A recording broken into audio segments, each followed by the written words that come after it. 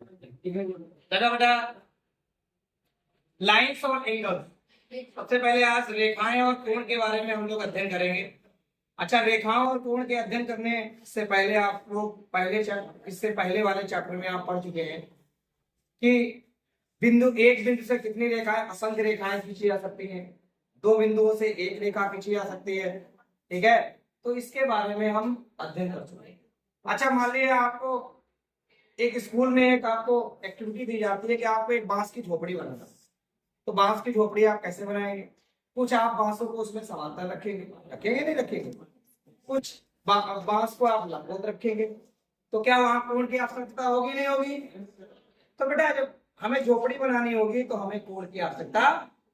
तो वहां बेटा किस पर बात करेंगे? कोण पर, यानी रेखाएं और कोण पर इस चैप्टर के बारे में हम लोग अध्ययन करेंगे। बेटा सभी लोग फोकस के साथ पढ़े, एक एक बात आपको बढ़िया तरीके से क्लियर हो जाएगी। ठीक है बेटा, तो सबसे पहले रेखा तो हम पहले बता चुके हैं। रेखा क्या होती है बेटा? जिसको हम क्या कर सकते हैं बेटा? अनंत तक उसका विस्तार कर सकते हैं नहीं कर सकते हैं, उसको रेखा कहते हैं। अच्छा बेटा, एक हमने इससे पहले पढ़ाया था रेखाखंड, इंग्लिश में कहते हैं सेगमेंट। तो रेखाखंड कौन होता है बेटा?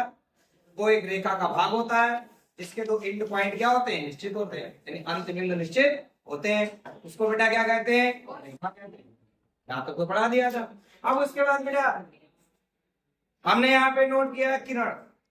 बेटा यहाँ किरण रे क्या होती है? रे वो होती है जिसका एक एंड पॉइंट होता है। एक क्या होता है बेटा? एंड पॉइंट, एक अंत बिंदु होता है, केवल उसको हम किरण कहते हैं। क्या कहते हैं बेटा? अच्छा बेटा, उसके बाद यही किरण जो हो जाती है बेटा, ये किरण जो होती है बेटा, इस पर जो बिंदु स्थित होते हैं, इस किरण पर जो बिंदु स्थित होते हैं वो दो प्रकार के होते हैं। या तो वो संरेख है या असंरेख है, कोलिनियर है और नॉन कोलिनियर।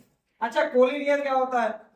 एक अगर किसी किरण पर या किसी रेखा पर तीन या तीन से अधिक बिंदु स्थित है, तीन या तीन से अधिक बिंदु स्थित है, एक ही रेखा पर है, एक ही किरण पर है, तो बेटा वे क्या कहलाते हैं? आपके संरेख कहलाते हैं। इंग्लिश में क्या कहते हैं? कोलिनियर। क्या कहते हैं बेटा? कोलिनियर।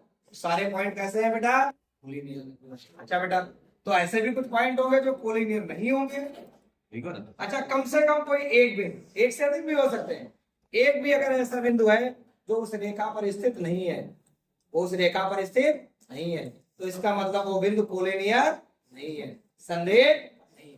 अच्छा, संरेख नहीं है तो फिर क्या है? असंरेख है। क्या है बेटा? हिंदी में कहते हैं असंरेख है, यानी कि नॉन कोलिनियर। जैसे बेटा एक ट्रायंगल दिया गया है, पी और सी तो लाइन पर स्थित है लेकिन ए स्थित नहीं है, तो इसका मतलब ए पॉइंट कैसा है बेटा? नॉन कोलिनियर है। कैसे है बेटा? यानी असंरेख है। अच्छा बेटा, कोण की बात करते हैं। अगर दो रे जो है किसी पॉइंट पर मिलती हैं, दो किरणें अगर किसी बिंदु पर मिलती हैं, तो उनका जो आपस में झुकाव होता है, आपस में क्या होता है? इंग्लिश में कहते हैं टेंजेंट। जो उनकी आपस में टेंजेंट होती है, झुकाव होता है, वो क्या कहलाता है? कोण। जैसे दिखाया गया बेटा, ये ओए और ओबी, ओए और ओबी किस पर मिल रही है बेटा? ओ पर। तो इन दोनों का झुकाव कितना है आपस में? थीटा। कितना है बेटा? थीटा। तो इसी को कोण कहते हैं। शॉर्टकट में क्या कह सकते हैं कि दो बेटा जो किरणें होती हैं जिस शीर्ष पर मिलती हैं, उनका जो झुकाव होता है वहां पे, वो कोण कहलाता है। क्या कहलाता है बेटा? अच्छा, कोण की बात, कोण की भुजाएं क्या होती हैं? अब यहाँ पे चित्र में ओए और ओबी जो है वो कोण की क्या है? भुजाएं हैं। तो आप लिख सकते हैं इनके वर्टेक्स क्या है यहाँ पे? ओए और वर्टेक्स, यानी भुजाएं हैं इसमें। ठीक है, अब उन्होंने कहा शीर्ष क्या है बेटा? ओए और ओबी क्या है? अच्छा, शीर्ष क्या है? अच्छा, शीर्ष क्या होता है? जहाँ पे दो किरणें जो है मिलती हैं आपस में, उसका शीर्ष कहलाता है, या इंग्लिश में वर्टेक्स कहते हैं। तो वर्टेक्स इसका कौन हो जाएगा? ओ। वर्टेक्स इसका क्या हो जाएगा बेटा? ओ। तो इस वाले दोनों किरणों का वर्टेक्स क्या है बेटा? ओ है। शीर्ष क्या है बेटा? ओ। बात इतनी क्लियर है? ठीक है बेटा, अब हम कोण के बारे में बात करेंगे। क्या इतनी बात सॉर्टेड है सभी को? अच्छा बेटा, हम टाइप्स ऑफ एंगल्स की बात करेंगे कि कोण के प्रकार क्या। कोण के प्रकार की बात में सबसे पहले कोण की बात करते हैं एक्यूट एंगल, यानी कि न्यून कोण।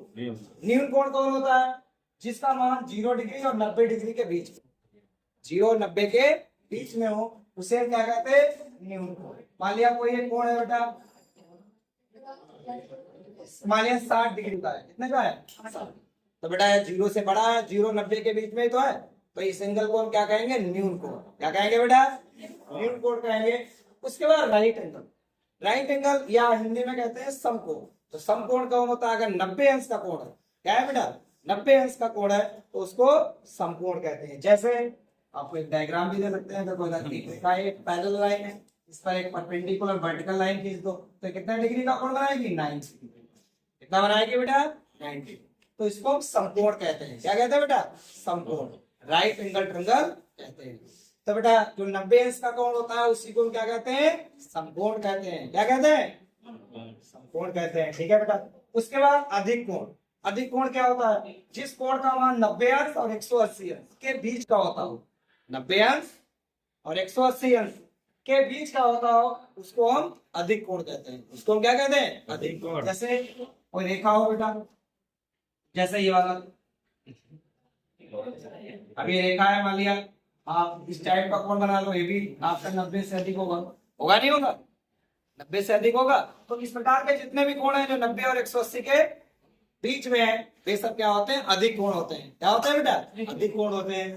उसके बाद अब बात करते हैं बेटा स्ट्रेट एंगल यानी सरल रेखा। तो बेटा सरल रेखा क्या होती है, सरल रेखा होती है ये कितने डिग्री की होती है, 180 डिग्री की। उसको स्ट्रेट एंगल या सरल रेखा कहते हैं, स्ट्रेट एंगल या सरल रेखा कहते हैं। अच्छा, उसके बाद आपका रिफ्लेक्स एंगल यानी कि हिंदी में क्या कहते हैं, प्रतिवर्ती कोण। प्रतिवर्ती कोण किसे कहते हैं, जिसका मान 180 अंश से अधिक होता है, 180 अंश से ऐसा होता है अधिक होता है, और 360 से क्या होता है, कम होता है। यानी 180 और 360 के बीच के कोण जो होते हैं वो आपके क्या कहलाते हैं, प्रतिवर्ती कोण कहलाते हैं। कौन से कोण कहलाते हैं, प्रतिवर्ती कोण कहलाते हैं बेटा। जैसे हमने एग्जांपल भी दे रखा है, यहाँ पे कोण ए बी और सी, कोण ए बी और सी, ये कैसा कोण है बेटा, प्रतिवर्ती कोण है। कैसा है बेटा, कोण का बेटा साइन होता है। एक एबीसी, यहाँ पे कोण कैसा है बेटा, प्रतिवर्ती है। कैसा है बेटा, रिफ्लेक्सिव, जिसकी वैल्यू कितनी होगी, 180 से अधिक और 360 के बीच में होगी। 180 और 360 के बिटवीन में जो एंगल की वैल्यू होगी वो रिफ्लेक्सिव एंगल होगा। बताओ इतनी बात सॉर्टेड है। अच्छा, उसके बाद कंप्लीट एंगल यानी संपूर्ण, इसको हम कहते हैं संपूर्ण कोण।